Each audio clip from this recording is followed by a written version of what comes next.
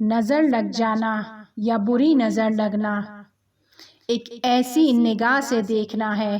کسی بھی انسان کو، جانور کو، کسی بھی چیز کو ایک ایسی نگاہ سے دیکھنا ہے کہ وہ نگاہ نقصان کا باعث ہو۔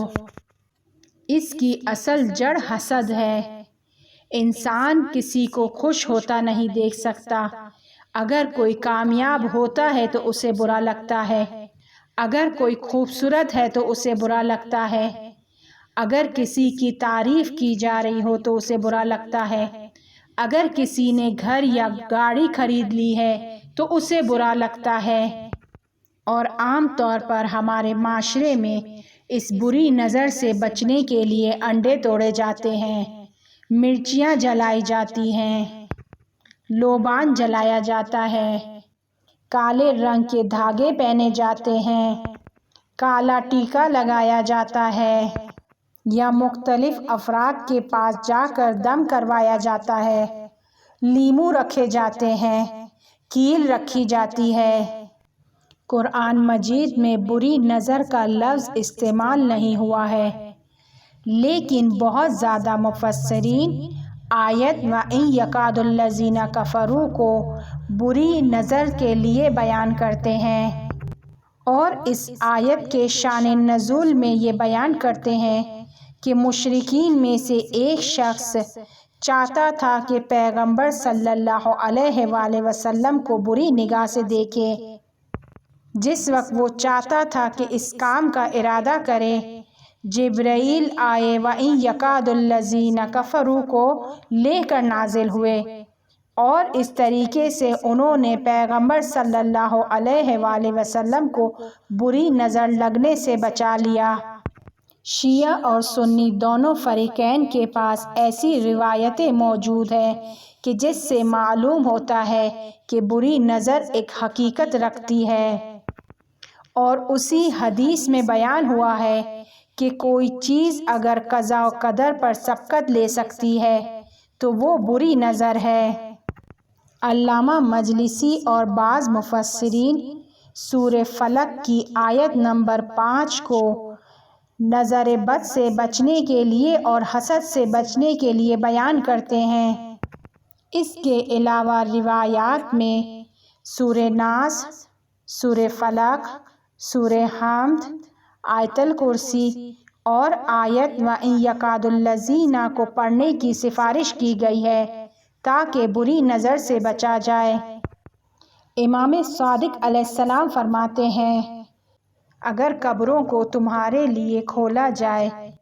تو بے شک تم لوگ دیکھو گے کہ تمہارے زیادہ تر مردے بری نظر کی وجہ سے مرے ہیں، کیونکہ بری نظر حقیقت رکھتی ہے۔ اسی لیے اسلام اس بات کی تاکید کرتا ہے کہ 3 چیزوں کو چھپا کر رکھا جائے: ایک عورت، ایک مال اور ایک کھانا۔ آپ کی ماں کیسی ہے، بہن کیسی ہے، بیوی کیسی ہے، بیٹی کیسی ہے، کتنی خوبصورت ہے، کس نقش و نگار کی مالک ہے، اسے لوگوں سے چھپا کر رکھیں۔ یا آپ جب باہر جا رہے ہیں تو اپنی دولت کی نمائش نہ کریں، معمولی لباس پہنیں، آپ کا رہن سہن اس بات کی گواہی نہ دے کہ آپ کے پاس بہت زیادہ پیسہ ہے، اپنے پیسے کو چھپا کر رکھیں۔ اس کے علاوہ تیسری چیز جو منع کی گئی ہے وہ کھانا ہے کہ کھانا کسی کو دکھا کر نہ کھاؤ۔ لیکن آج کل ایک رواج بن گیا ہے،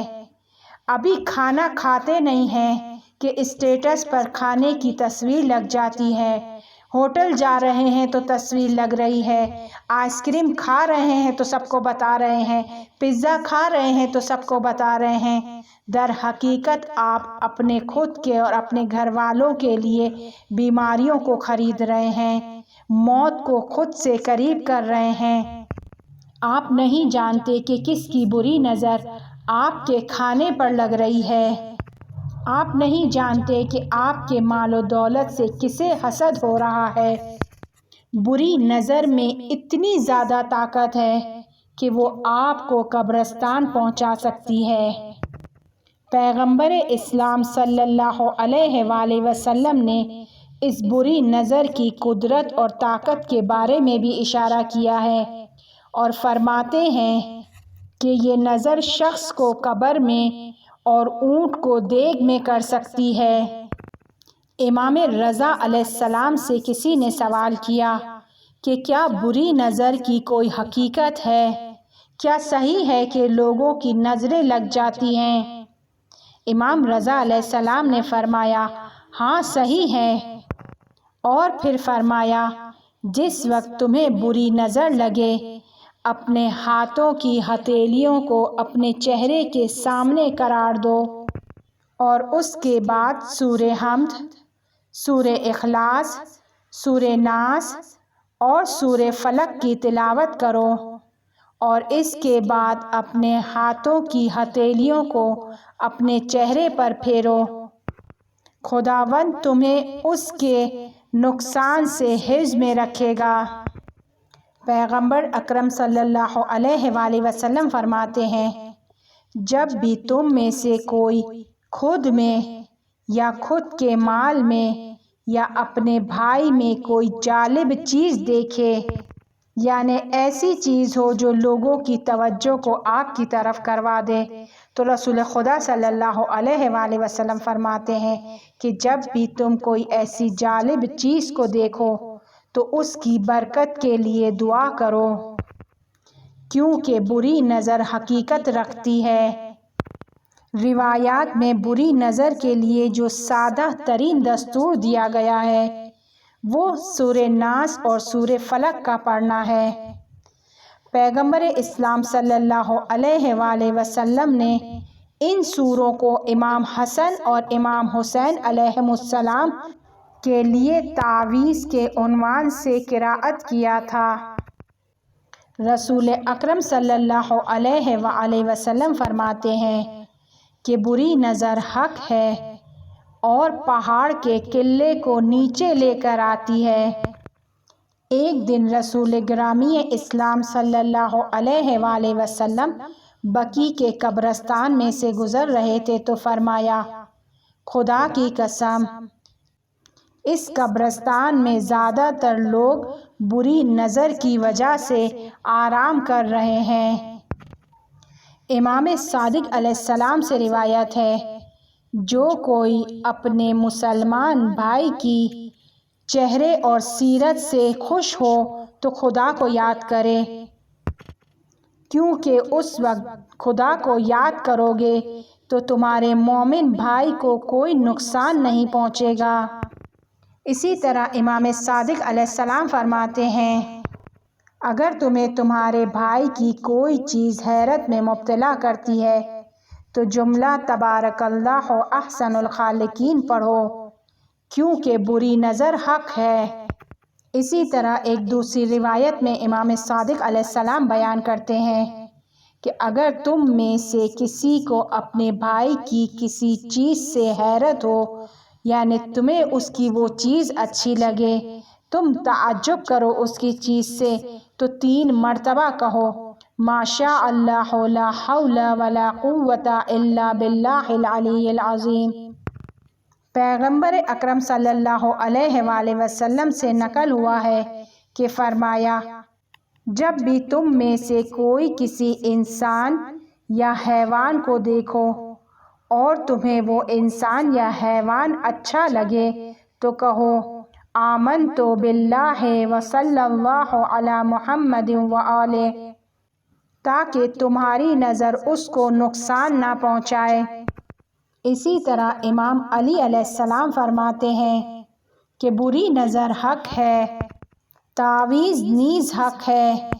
یعنی وہ دعا جو بری نظر کے لیے پڑھی جائے یا لکھ کر رکھی جائے وہ حق ہے۔ پھر فرماتے ہیں سحر حق ہے، نیک فعل حق ہے، لیکن بری فعل حق نہیں۔ اسی طرح روایت میں بیان ہوا ہے اگر کوئی اچھے لباس میں اچھے انداز میں گھر سے باہر نکلے تو سورہ ناس اور سورہ فلق کو پڑھے اور پھر باہر جائے تاکہ بری نظر اس پر اثر نہ کرے۔ اس کے علاوہ ہمیں بہت ساری ایسی دعائیں ملتی ہیں جو بری نظر سے امان میں رکھتی ہیں۔ امام رضا علیہ السلام سے نقل ہوا ہے کہ بری نظر کو دور کرنے کے لیے، ختم کرنے کے لیے سورہ حمد، سورہ ناس، سورہ فلق اور آیت الکرسی کو لکھ کر شیشے میں رکھا جائے۔ لہٰذا جب بھی کسی کی کوئی اچھی چیز دیکھیں، کسی کی ترقی کو دیکھیں، کسی کے کھانے کو دیکھیں تو فوراً دعا کریں، خدا کے نام کو زبان پر جاری رکھیں، خدا کا ذکر کریں۔ بری نظر کے انسان کی زندگی میں بہت گہرے اثرات ہیں، بہت زیادہ نقصانات ہیں، جن میں سے کچھ یہ ہیں کہ انسان کا ذہن کمزور ہو جاتا ہے، اس کا حافظہ کمزور ہو جاتا ہے، ہوش کم ہو جاتا ہے، ہوشیاری کم ہو جاتی ہے،